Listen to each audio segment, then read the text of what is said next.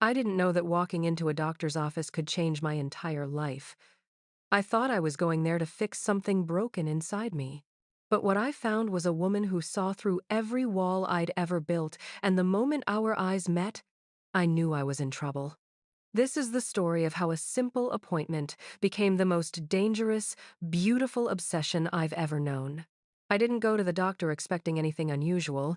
I just thought something was wrong with me, that I was broken somehow. For almost 3 weeks straight, I'd been craving touch. Not just wanting it, but painfully, distractingly craving it every single day, every single night. It didn't matter where I was or what I was doing. At work, I'd lose focus mid-email, my mind wandering to places it had no business going during office hours. At home, I'd find myself touching my own skin like it belonged to someone else, searching for relief that never came. Even walking down the street, a random breeze against my thighs would make me clench my legs together and exhale like I was about to fall apart right there on the sidewalk. At first, I laughed it off. I mean, who complains about being too turned on, right? But it didn't stop. It got worse. I tried everything I could think of. Long showers where I'd stand under the water until it ran cold.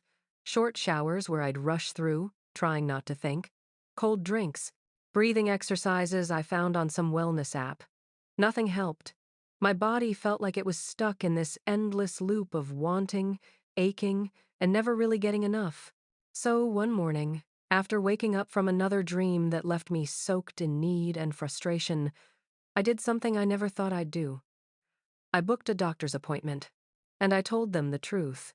Sort of. I told the receptionist I was feeling off, that I had some ongoing discomfort, and that I wanted a female doctor if possible. I didn't say, "Hi, I think my body is trying to consume the entire universe. Please help me." But I was close. The appointment was later that week. I took the afternoon off, told my boss I had a medical thing, and showed up 10 minutes early, nervous as hell. I wore loose jeans, a hoodie, no makeup. I didn't want to look cute. I didn't want anyone to think I was trying to flirt or attract attention. I just wanted help. But when the door opened and I saw her, my doctor, I forgot how to breathe. She was tall, really tall. Long, dark hair tied back in a low ponytail, a white coat that somehow made her look more dangerous than safe, and eyes that saw everything the second they landed on you. She wasn't smiling. She didn't need to. She just nodded at me once and said, "Come in." Her voice was low, calm, and kind of firm. It was the kind of voice that made you sit up straighter without even realizing it. I followed her into the room and sat on the examination table while she clicked something on her computer. She didn't look at me right away, but when she did, just for a second, I felt my entire body clench. I was screwed. She introduced herself, Dr. Martinez, and asked me what was going on. I froze. My mouth opened, but no words came out. My brain was already imagining her fingers on me, her mouth on my neck, her complete and total focus directed at me and only me. I cleared my throat. "I've just been kind of, overwhelmed. Physically. A lot of tension. Constantly." She nodded like this was the most normal thing she'd heard all day. "What kind of tension?" she asked. "Pain? Pressure? Arousal?" God, that word. Arousal. The way she said it clinical but not cold, like she knew what it meant, not just medically, but personally. I swallowed hard. "Arousal," I whispered. "Like, a lot." She nodded again. Calm. Professional. Her fingers moved smoothly across the keyboard. "And how long has this been happening?" "Almost 3 weeks." She tilted her head slightly, studying me. "And is there a pattern to it? Does anything trigger it?" "Everything," I said, too fast. "Nothing. It just happens." Her lips twitched at the corners. Just a little. Not a smile, but close. She stood up. "I'd like to do a basic physical exam, just to rule some things out. Is that okay?" "Okay," I said, trying to sound normal, trying not to let her hear the second heartbeat pulsing between my legs. She asked me to lie back on the table. My heart was racing. I couldn't believe how soft her hands were. Every place she touched my neck, my stomach, my wrist, sent little sparks shooting through me. She moved with confidence. No hesitation, no rush. And I was losing my mind. Every time her fingers brushed over my skin, I had to bite my lip to keep from gasping. She asked about my sleep, my diet, my love life. I gave short answers. I didn't want to lie, but I didn't want to say the truth either. The truth was that I hadn't been with anyone in over a year. The truth was that I was lying on this table imagining what her hands would feel like if they moved just a little lower. Eventually, she stepped back and said, "Physically, everything seems fine, but I'd like to see you again. This could be stress-related, possibly neurological, or emotional. We'll take it step by step."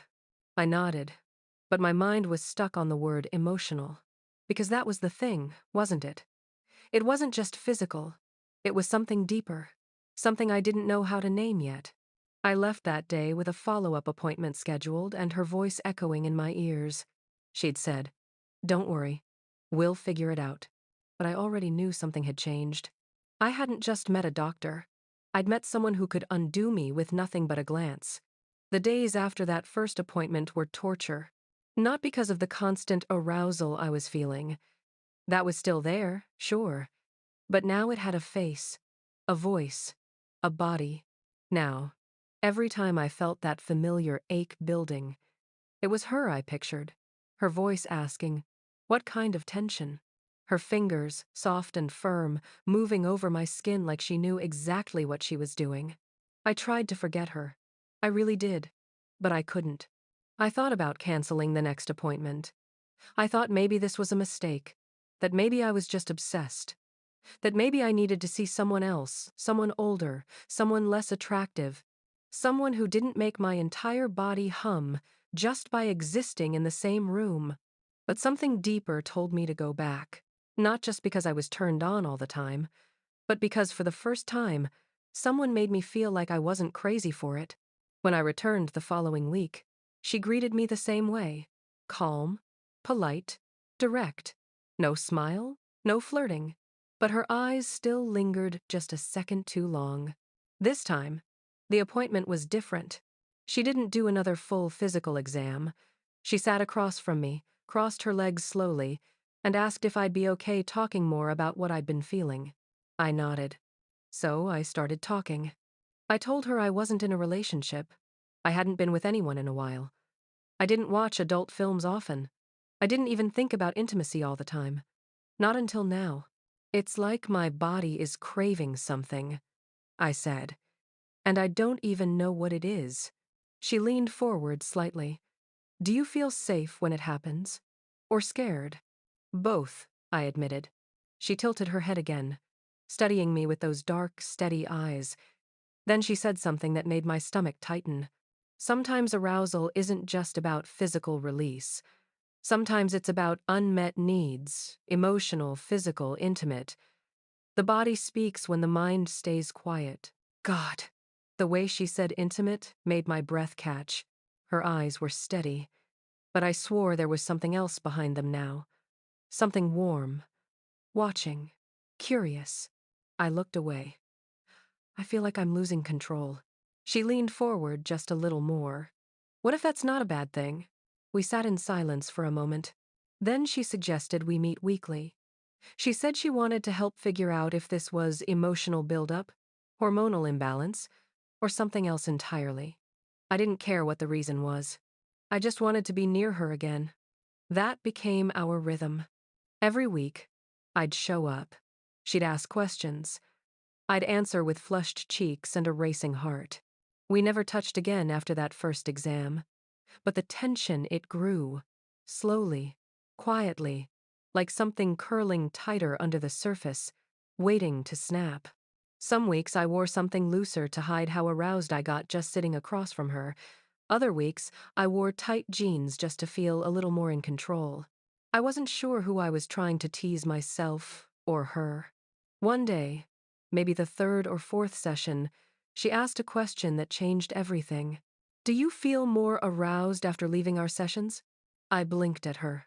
My mouth went dry. I wanted to lie. I really did. But my body betrayed me. My thighs clenched. My breath caught.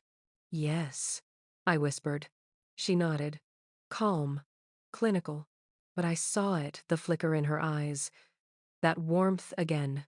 That knowing. Then she said, "That's helpful. We're getting closer." Closer to what? I didn't ask. But I thought about it all night. I touched myself after I got home, whispering her name without meaning to. I didn't even know her first name yet, and I wanted to scream it. The next session, I asked her a question for once. "Do you always make your patients feel this exposed?" She smiled. Actually smiled. Just barely. "Not always," she said. "Just the ones who want to be seen." My skin tingled. My breath hitched. I wanted her to see me. I wanted her to touch me.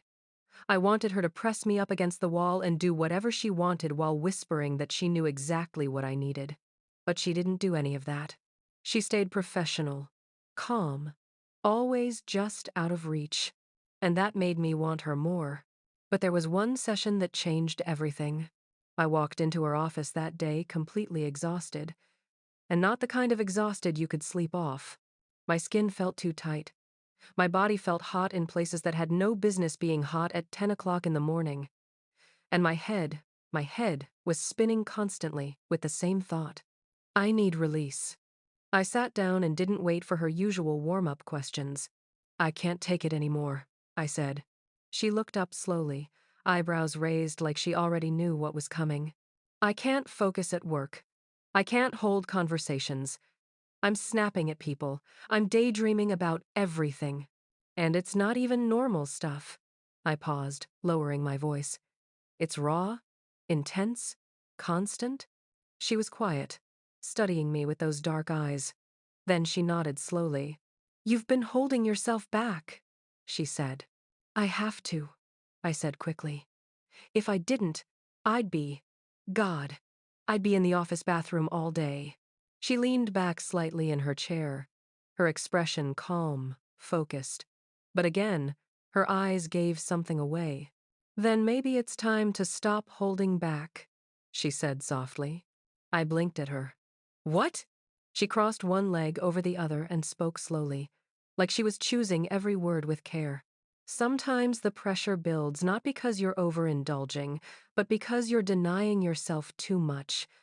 Your body is begging for relief. And every time you suppress it, you're feeding the cycle. You're fighting a need that's not going to disappear on its own." I swallowed hard. "What are you saying?" She met my eyes. Calm, direct, slightly darker than before.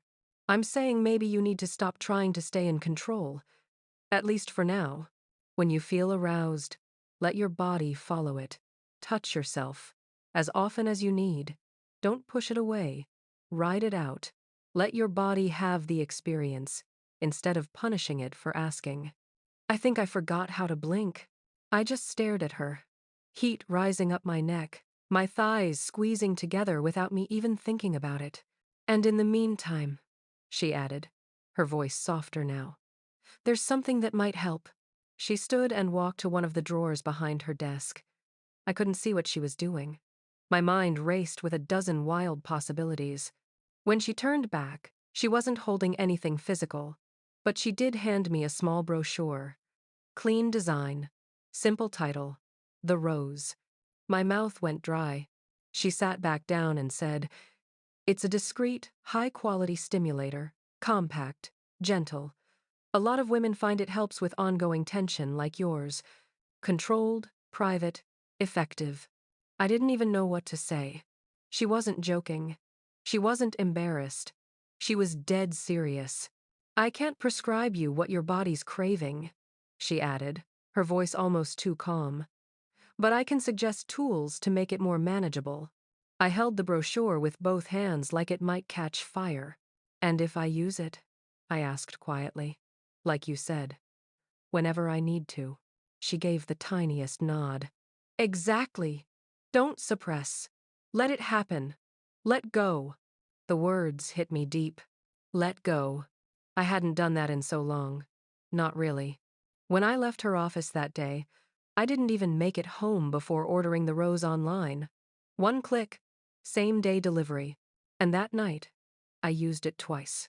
No guilt, no shame, just heat, relief, and her voice in my head the whole time saying, let go. I started using it daily, sometimes multiple times, and each time, something changed. My mind got clearer. My body loosened. I still wanted her badly, but now the ache wasn't suffocating. It was electric, and it was building into something more. Something dangerous. Something close. By the time our next session came, I had memorized the sound of her heels in the hallway. I could tell it was her the moment she entered the building. And when I sat in her office again, I was calmer. Not completely God, no, but I wasn't vibrating with need the way I used to. Because now I had the rose. But the calm didn't last long. She sat across from me like always, legs crossed, hands on her lap, smooth, unreadable face. How have things been? She asked. I couldn't look at her right away. Better, I said. She tilted her head just slightly. Did you follow the advice? I nodded. She smiled faintly. And? I took a deep breath. It helped. A lot. She leaned forward, elbows resting lightly on her knees. Do you feel in control again? I met her eyes. No. That made her pause. No? She repeated. I shook my head. I'm not thinking about sex all the time now, but I'm still thinking about you. There it was. The truth. Dropped between us like a heavy stone. She didn't move. Her lips parted for just a second. Then she closed them, sat back, and exhaled slowly. I see, she said carefully. I waited, watching, listening for anything anger, rejection, maybe discomfort. But none of it came. Instead, she uncrossed her legs, shifted in her seat, and looked down at her lap. Her hands were still folded, but they were tighter now, tense. You're not the first patient to develop feelings during treatment, she said softly. I interrupted. This isn't just feelings. She looked up again. This is hunger, I whispered. And not just for sex, for you. For how you talk to me. Look at me. Make me feel seen. I walk into this office and I don't feel crazy. I feel understood. Her throat moved in a small swallow. I sat forward. And I know you feel it too. I see it in you, even when you try to hide it. Every time you look at me too long. Every time you pause before speaking. Every time your voice dips a little too low. She closed her eyes for a second. Just one. And when she opened them, her gaze was sharp, steady. You're right, she said. That shocked me more than anything. You're right, she repeated, this time softer. I feel it too, but I can't act on it. Not while you're still my patient. My heart was hammering so loud I could barely hear my own thoughts. But if I wasn't? I asked, voice barely above a whisper. If I wasn't your patient? She didn't answer right away. Then she said it. Calm, low, steady. Then I wouldn't be sitting across from you right now. A rush went through me so strong I had to clench the arms of the chair. She looked away quickly, like she regretted saying it. But the words were already out, and everything changed after that.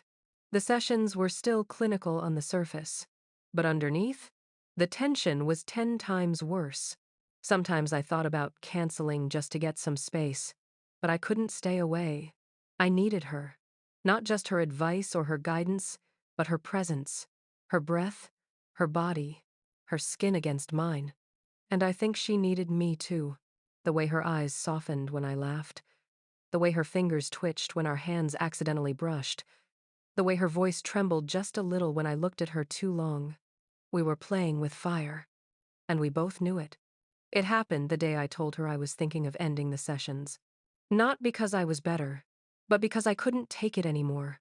The pull between us was too strong. Every week I left her office more desperate than I'd arrived. So that day, I sat down in the chair across from her and said it plain and clear. I think this should be our last session. She didn't speak for a few seconds, just stared. Then she asked, "Why?" "You know why." Her lips pressed together. "I want to hear you say it. Because I want you," I said, not just in theory, not just in passing thoughts or dreams.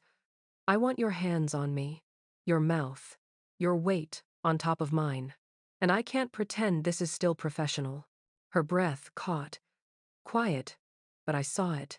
"I want to be clear," I continued. "I'm not asking you to break any rules. I'm ending this. Right now. No more sessions. After today, you're no longer my doctor." She stood up. I watched her walk slowly toward the door, and for a split second, I thought she was leaving. Instead, she locked it. That soft click of the door sent a shiver down my spine. She turned around, her expression unreadable. "I shouldn't be doing this," she said. "You have no idea how long I've fought it." I stood too, heat pulsing through my chest and down to the ache between my legs. "You're not my doctor anymore." The silence was thick. And then she moved. One step, then two, and then she was in front of me, close enough that I could smell the soft perfume she always wore. She raised a hand slowly, brushing her fingers against my cheek, letting them linger just beneath my jaw. My skin burned under her touch. "You drive me crazy," she whispered. I leaned into her palm. "Then stop fighting it!" And that was it. Her mouth was on mine, hungry, deep, desperate, like she'd been starving, and I was the first real meal in months. I grabbed her waist, pulled her closer. Her tongue slid into my mouth with ease, and I groaned against her lips. It was messy, raw, no holding back. Hands were everywhere. Her blazer dropped to the floor. My blouse came undone between kisses. She kissed down my neck, biting gently, pulling moans out of me like she already knew exactly where to touch. I fumbled with her shirt, eager, frantic. When I finally got it off, her skin was warm and smooth beneath my hands. She pushed me gently back onto the couch and climbed over me. Her eyes scanned my body, slow and burning, like she was memorizing every inch. "I've wanted to do this since the first day you walked in," she murmured, her hand slipping under my waistband. I arched into her touch, gasping. "No more holding back," I whispered. "No," she said, her mouth near my ear. "Not tonight." And she gave me everything. Her mouth, her hands, her heat. She touched me like a woman who'd waited too long. And I gave in like a woman who'd needed this all her life. That night, I didn't leave her office until after midnight. Hair messy, clothes wrinkled, skin flushed. But I had never felt so clear, so seen, so full. It wasn't just the intimacy. It was a need finally met, a craving finally answered, and the beginning of something neither of us could stop now. The next morning, I woke up in my bed, sore in the best way. My skin still tingled where she had touched me. My thighs still ached from how many times she made me reach the edge. I stared at the ceiling, playing everything back in my head like a private movie. Her breath against my ear. Her voice, low and shaky, telling me I was dangerous. The way she whispered my name just before she came, too. I hadn't planned to fall asleep in her arms last night, but I had. And I hadn't planned to wake up alone, but I did. There was no text from her, no message, just silence. At first, I told myself to be patient. She probably had clients, meetings, a full schedule, but by noon, I was checking my phone every 5 minutes. By 2 p.m., I had showered, gotten dressed, and gone out for coffee just to distract myself. By 5, I was pacing. The silence started to crawl under my skin like guilt, like maybe it shouldn't have happened. But then my phone buzzed. Her. "Are you free tonight?" Me. "Yes. Come over." Not my office, my place. My heart jumped. I don't know why, but something about her inviting me into her personal space made everything feel different, more intimate, more real. That night, Her apartment smelled like jasmine and red wine. She wore a loose sweater, no bra underneath, tight black leggings. Her hair was down, her eyes softer than I'd ever seen them. She didn't say much at first, just handed me a glass of wine and sat beside me on the couch. We sipped in silence, the air between us full of unspoken things. Finally, she turned to me. "I didn't sleep," she said. "Me neither," I admitted. She looked down at her wine. "This feels dangerous." I leaned closer. "It is, but it's already happening. So let's stop pretending it's not." This time, the kiss was slower, deeper, less frantic, more deliberate. Clothes came off in the hallway. She pressed me against the wall and kissed down my chest, her mouth so warm and slow it made me tremble. In her bedroom, everything felt like a dream. Her hands on me, my legs around her waist, her moans tangled with mine in the dark. And then, after her hand rested on my stomach, my head on her chest, quiet, peaceful, real. "Are you going to get addicted to me?" she teased softly, half a smile on her lips. I smiled back. "I already am." And I meant it. Because this wasn't just lust anymore. It was obsession. And I didn't want a cure. We started seeing each other almost every night after that. No more cold offices, no more professional distance. Just her place or mine. Doors locked, clothes gone, hands everywhere. It was like opening a dam. Everything I had held back for weeks, I poured into her. And she didn't hold back either. Every kiss was wetter. Every touch was rougher. Every time we fell into bed, it was like we couldn't get close enough. She brought out a side of me I didn't know existed. I used to be shy, careful, polite in bed. But with her, I got loud. I swore. I begged. I let her see me break. And she loved every second of it. One night, she pulled me onto her lap on her living room couch, kissed down my neck, and whispered, "I don't want to be gentle tonight." I almost lost it right then. "Then don't," I whispered, grinding against her thigh. She didn't. She turned me over, pressed me down, and took her time unraveling me completely. She pinned my wrists above my head and said, "You have no idea how badly I wanted this. Every week you came in, looking at me like you were starving, and I had to pretend I didn't want to devour you." I groaned her name so loudly I was sure her neighbors heard. But I didn't care. She'd unlocked something wild in me, and I didn't want to put it back in its cage. Later, when we lay tangled together on her rug, sweaty, shaking, and still out of breath, she brushed my hair back and looked into my eyes. "I think I'm falling for you," she said, like it scared her. I reached out and touched her cheek. "Then fall." She blinked, like she hadn't expected me to say that. But I wasn't going to play games. Not with her. This wasn't just about intimacy anymore. It never really was. It was about us. Something deep, raw, messy, real. And even though I knew we were crossing every line imaginable, I didn't care. Because I never wanted to stop. Not with her. Weeks passed. Then months. Our arrangement, whatever it was, grew into something deeper, messier, more intense. I stopped pretending it was casual. She stopped pretending she didn't care. We were in it. Fully. We had our routines now. Mornings where she kissed my forehead before I left for work. Nights where I cooked and she read on the couch in one of my oversized shirts. Quiet Sundays tangled in bedsheets that smelled like both of us. But under it all, there was a tension. A risk we hadn't dealt with. One night, I said it. "Do you ever worry it's going to fall apart?" She paused, tracing circles on my bare stomach. "Every day." "Then why are we still doing it?" Her eyes lifted to mine. "Because not doing it hurts more." We both knew the truth. What we had wasn't simple. She had left her professional world behind to be with me. Risked her name, her license, her reputation. And I had let someone reach into the deepest part of me, see me, want me, heal me, in a way no one ever had. It started with lust, with need, With frustration I couldn't explain. But in the end, it turned into something real. She didn't just cure my body. She cured the part of me that felt broken, unseen, untouched. And I didn't need sessions anymore. I needed her. So I stayed. Not because I was desperate anymore, but because I was in love. So that's my story. The story of how I went looking for a cure and found love instead.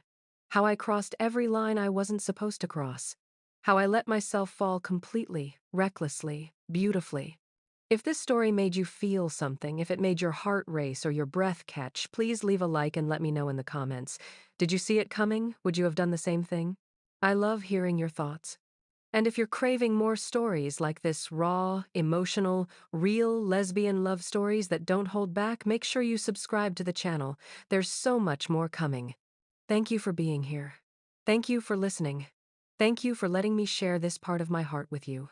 I'll see you in the next story. Until then, don't be afraid to let yourself fall.